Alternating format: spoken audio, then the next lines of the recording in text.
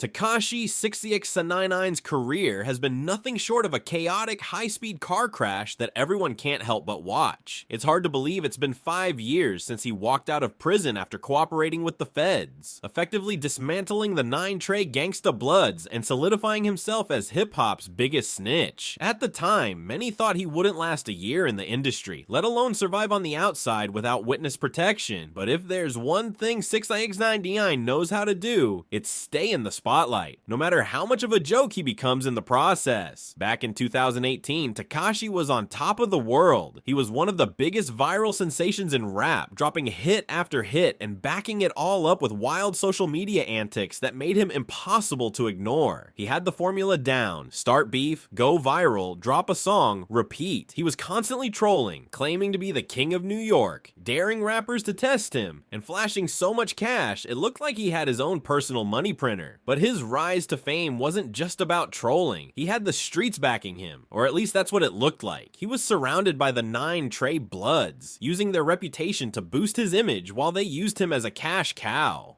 It was a relationship built on mutual exploitation, and like all shaky foundations, it was bound to collapse. In November 2018, everything came crashing down when Tekashi was arrested on racketeering and weapons charges alongside members of 9 Trey.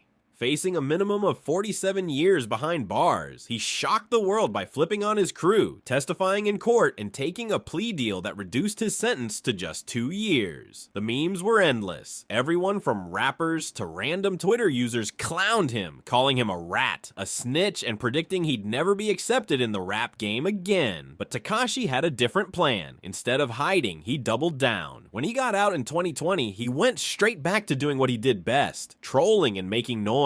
He dropped Gooba, a song where he proudly embraced his snitch reputation, racked up millions of views in hours, and reminded everyone that controversy sells. He even went live on Instagram and broke records, pulling in over 2 million viewers as he laughed at the industry that tried to cancel him. But what Tekashi didn't realize was that his time was running out. His next moves showed the cracks in his empire. He tried to reignite his rap career, dropping Trolls with Nicki Minaj, which hit #1 on the Billboard Hot 100, but it wasn't long before the industry started shutting him out. His Tattletales album flopped hard, debuting at #4 but quickly fading from relevance. He claimed he was being blackballed, that streaming services weren't promoting him, and that the industry was out to get him. But the truth was, fans were losing interest. The gimmick was wearing off, and without the street cred, the same people who once hyped him up were now treating him like an industry joke. So he pivoted. If rap wasn't going to work, he'd lean even harder into being a social media personality. He spent the next couple of years flashing jewelry, fake flexing stacks of cash, and traveling overseas where his notoriety still held some weight. He even linked up with Steve Will Do It from the Nelk Boys, one of the biggest YouTubers at the time, and the two built a friendship based on clout and money. But like most of Tekashi's relationships, it ended in disaster. Steve later revealed that Tekashi scammed him out of $2 million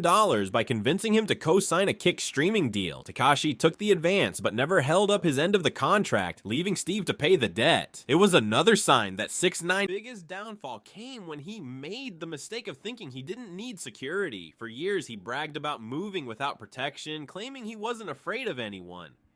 That bravado ended in March 2023 when he got jumped at an LA Fitness in Florida. The video went viral instantly. Tekashi on the bathroom floor getting stomped out by random gym goers begging for mercy. It wasn't gangsters, it wasn't rappers, it was just regular guys who caught him slipping and turned him into a meme. For someone whose entire image was built on being untouchable, this was the ultimate humiliation. Instead of hiding, he tried to spin it into content, releasing a music video showing his bruised face, but the damage to his reputation was irreversible. The incident confirmed what many already believed. Tekashi was no longer a feared or respected figure. He was just a loud, washed-up rapper desperately clinging to relevance. Then came the financial problems. For years, he flexed ridiculous amounts of wealth, throwing money around like it was infinite. But in 2024, the IRS raided his Florida home, seizing his luxury cars, expensive jewelry, and even his gold and platinum plaques. It turned out he hadn't paid taxes for 4 years, and the government wasn't about to let him slide. He owed millions, and suddenly, all that flexing started looking real suspect. His last lifeline came in the form of a $6 million record deal with cartel sell music, but even that came with strict conditions. The contract forced him to pay off his IRS debt and included a clause preventing him from trolling or getting arrested again, essentially stripping away the two things that made him famous in the first place. Now, in a desperate attempt to get some cash, Tekashi is suing LA Fitness, claiming they failed to protect him and that the gym beatdown cost him $1 million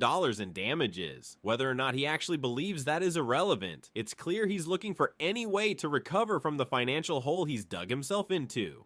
So what's next for Tekashi? At this point, it's hard to say. His music career in the US is basically over, and while he still has a fan base overseas, it's nowhere near what it once was. The industry has moved on, and the new generation of rappers doesn't see him as anything more than a cautionary tale. He tried to play the game, but in the end, his biggest enemy wasn't the streets, the government, or his haters. It was himself.